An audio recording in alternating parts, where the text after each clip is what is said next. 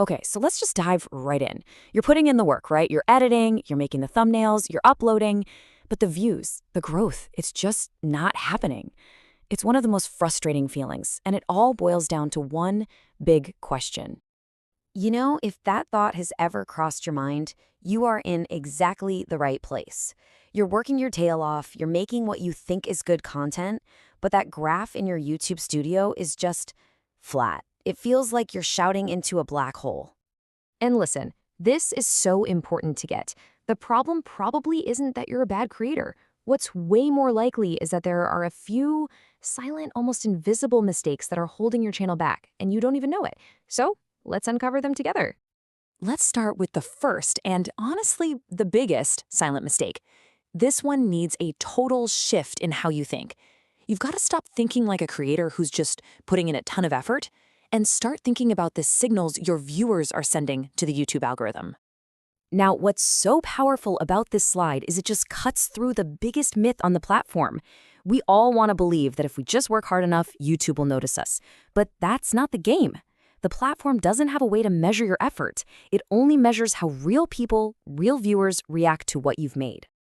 So here's what it all comes down to. The algorithm is basically asking three super simple questions. 1. When people see your video, do they actually click on it? That's all about your thumbnail and title. 2. Do they stick around and watch, or do they bail immediately? That's your hook. And 3. Does your video make them want to stay on YouTube and watch another video? That's it. That's the entire feedback loop. So, the fix is to get ahead of the algorithm. Before you even think about hitting that publish button, you have to answer these two questions from a viewer's perspective and be brutally honest with yourself. If you can't clearly say why someone would click and why they would stay, your video is already in trouble. And this brings us right to the second silent mistake, which is totally tied to that question. Why would they stay? It's having a weak or a slow start. Come on, we've all seen it. Hey guys, welcome back to my channel. In that one instant, you have just lost a massive chunk of your audience. This is what happens. It's called early drop-off, and it is a channel killer. When a viewer clicks away right at the beginning, they send this incredibly powerful negative signal to YouTube.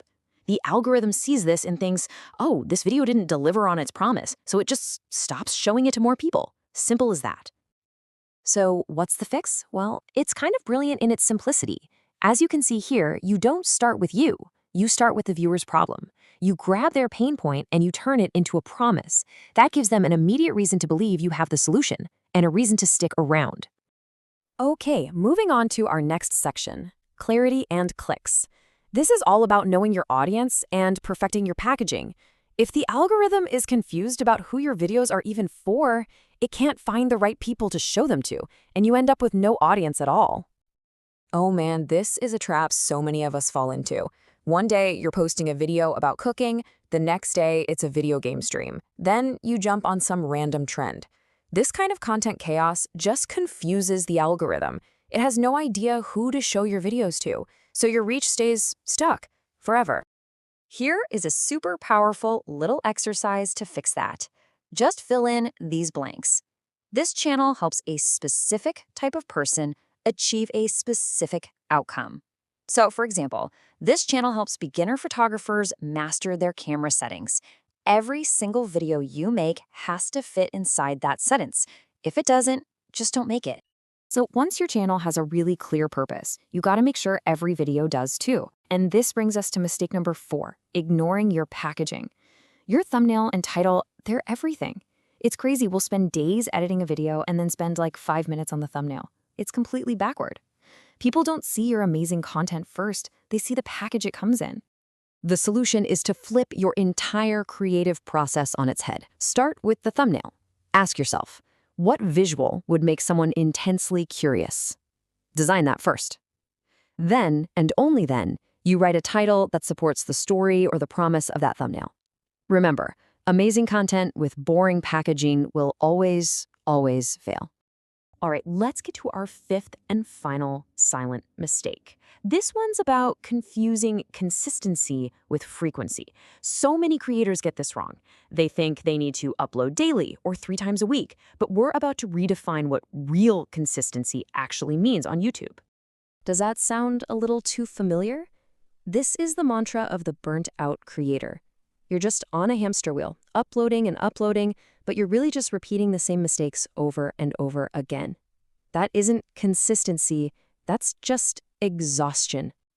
This right here, this is what real consistency is.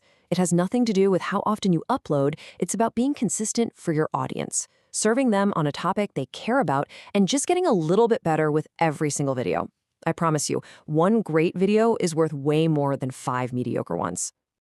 And this is how you do it. First, you slow down. You open up your analytics and you actually study your audience retention graphs. Where are people leaving? Then you just focus on improving one thing for the next video. Maybe it's the first 15 seconds. Maybe it's the thumbnail. This is how you make real, actual progress. So the huge takeaway here is this. Let yourself off the hook from some crazy upload schedule. Release yourself from that pressure. Instead, commit to a schedule of consistent improvement. That is the real path to growth. Let's wrap this all up with one final thought. If any of this felt familiar to you, it doesn't mean you're a bad creator. It doesn't mean you're lazy or you're not talented. It just means you were playing a really complex game without anyone ever telling you the rules. But now you do. Now you understand viewer signals, you get the importance of a strong hook, a clear focus, great packaging, and what real consistency looks like. The power is back in your hands. So the only question left is, which one of these things are you going to fix first?